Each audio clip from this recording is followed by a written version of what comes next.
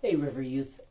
I just want to first say it was so awesome to see some of our students, some of you that came to our first launch of the summer. It was really cool for you to be there. For those of you that weren't able to be there, that's totally okay. I totally get it. And so I just want you to know that if you haven't come yet, man, we miss you. I hope that these are really helpful for you. I've been trying to make some content available for you, at least until the end of June. So this will be the last one that I'll be sending for a little bit of time.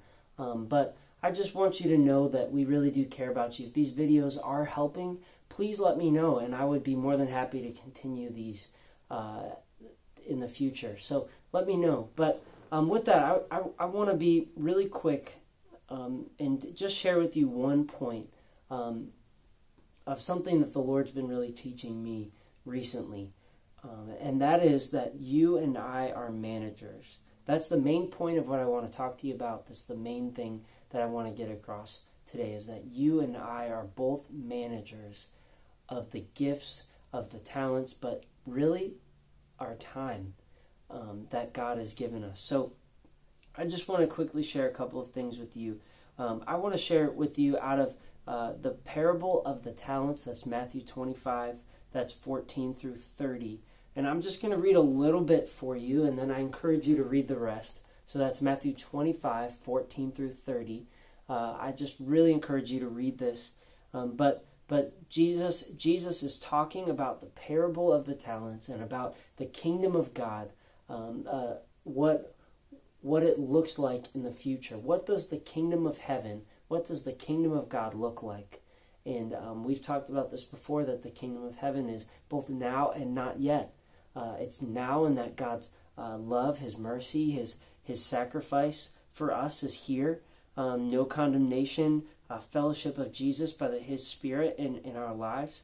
But it's also not yet, in that the fullness of our inheritance awaits at the coming of Christ. No more sinning, no more tears, no more sickness, no more virus, no more hate, no more bigotry, none of that, because through heaven we are going to be reigned through the kingdom of God, not by earthly kings, not by earthly presidents. It's going to be an amazing experience, and it's something to look forward to. Don't be afraid to look forward to the kingdom of heaven. But the parable of the talents, I'm just going to read a little bit for you, and then I'll paraphrase the rest. It says, again, the kingdom of heaven, this is what he's saying here, will be like a man going on a journey, who called his servants and entrusted his wealth to them. To one he gave 5 bags of gold, and to another 2 bags, and to another 1 bag, each according to his ability. So each of these people received a significant amount of money, according to what the master thought that these people were capable of. Then he went on his journey. The men who had received 5 bags of gold went at once and put his money to work and gained 5 bags more. So also the one with 2 bags of gold gained 2 more. But the man who had received 1 bag went off, dug a hole in the ground, and hid his master's money. And after this point, I'm just going to paraphrase for the sake of time, but after this point, the master comes back and he says, servants, what have you done with the money that I have entrusted with you? And the guy that had 5 bags of gold said, Master, I gave you 5 more bags. And then the person with 2 bags said, Master, I doubled it. I gave you 2 more bags of gold. How awesome is that? And then the last person, the last servant, came up to the master and said, I know you are a harsh man, and I was afraid that I would mess up. So what I did is I dug it in the ground and I hid it, and when I knew you would come back, I would just pull it back up and I would give you your money. The 2 got rewarded. They said, well done, my good and faithful servant. But the last one said, you wicked and lazy servant. How crazy is this story? And this is a story, it's kind of like an analogy that Jesus was using to compare to the kingdom of heaven. And what I believe what this is saying is that you and I are managers. You and I are managers of the money, of the time, of the gifts, the talent that are given to us by God. So we have to understand that we are not the owner. We don't own anything. Psalm 24 says, the earth is the Lord's and all that's in it. All that's in it. So the earth is the Lord's and all that's in it. You're in the earth, right? So don't you think that what the Lord has given you in your life, the house that you sleep in, the bed that you rest in, the food that you eat, don't you think that that's more than just, of course, hard work is there, but don't you think that the Lord gives us gifts and blesses us? And so all that to say is that you and I are not the sole proprietors, the sole owners of our life. It's more than that. Paul Son, who wrote this book called Quarter Life Calling, it's a really powerful book. I encourage you to read it. He says, stewardship is a profound understanding that we are not the principal owners of our lives, but we are managers. Now, if you're thinking about a manager, I immediately think of my grocery store days. Not only did I have people that were managers there were supervisors, and I had a lot of people over me, but there was a general manager, and then there were a couple of assistant managers who were in charge of taking care of the whole building, making sure that all of those things were being taken care of, fixes, maintenance, whatever.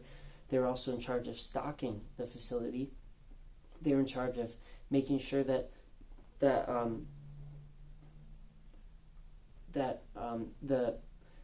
employees were being paid, that they were being scheduled properly.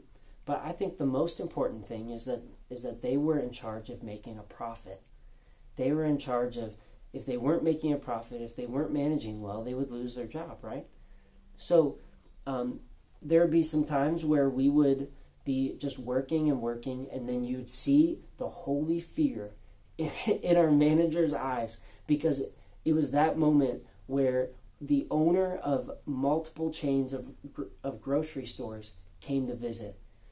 And so now that manager was accountable for all of the things that they've been working on over the past couple of months. So they had to show profit. They had to show that the building was in order, that they had to abide by proper protocol. All of these things, this owner would come in and check and make sure that the managers were doing their job. And it's kind of the same principle when we're looking at this story, is that these people were given an opportunity to be stewards, to manage, to entrust. They were entrusted with a certain amount of money, a large sum of money, and these people were entrusted with that to not only take care of that, but to make a profit, to do something beyond just taking care of their money.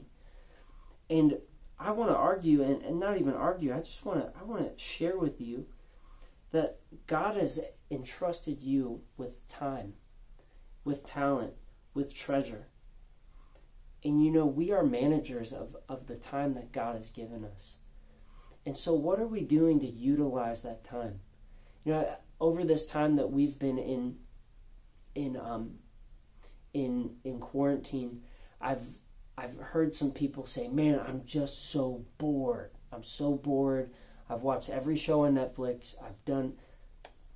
But I encourage you, and it's been something that I've been challenged with too, is how am I stewarding the time that God has given me?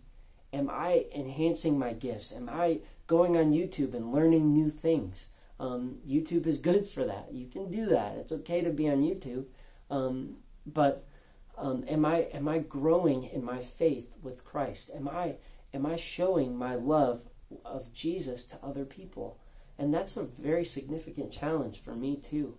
And so we are called to this idea of whole life stewardship, to use God-given resources for accomplishments of God-given goals.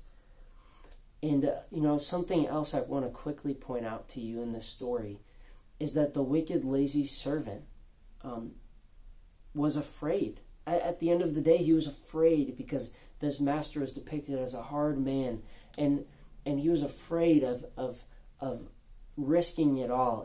And you know, I think that so many of us in our lives, we're afraid to use the gifts that God has given us. Some of you might be good at teaching or studying, or maybe some of you are really good at singing.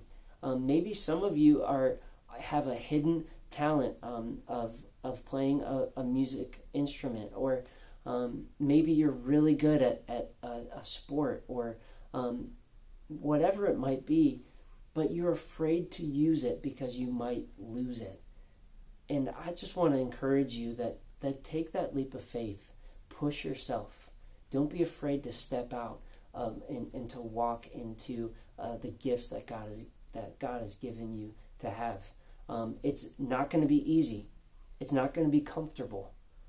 It's not going to be exciting at first, probably. When the Lord called me to be a pastor, I was 10 or 11, and I was terrified to speak in front of people.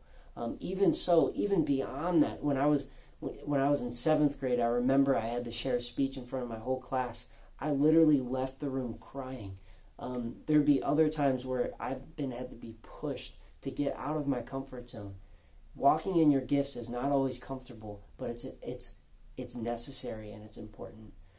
So all of these things, I just want to encourage you that when we're looking at this parable of the talents, is that God has given us talents, and God has given us gifts, and God has given us time, and He's given us money. How are we advancing the kingdom of God? How are we advancing ourselves? So I encourage you guys to think deep this week, to think hard. Take a life inventory of your heart and just see, God, how can I grow stronger in you? I want to just quickly say that, you know, we are not saved by our works. We know that. I share that over and over again. But what we do represents who saved us. You know, we are a representative of Christ. How we live our lives, how we act, how we spend our time, those are representatives of what Christ has done for us. So with all of that, I really want to encourage you. I love you guys. You're amazing. I say it every week. But yeah, hope to see you soon. If you haven't been here already, if not, I'll see you soon. But just want you to know that we are here for you, praying for you. If you need anything, we're here. So have an amazing week, and we'll talk to you soon.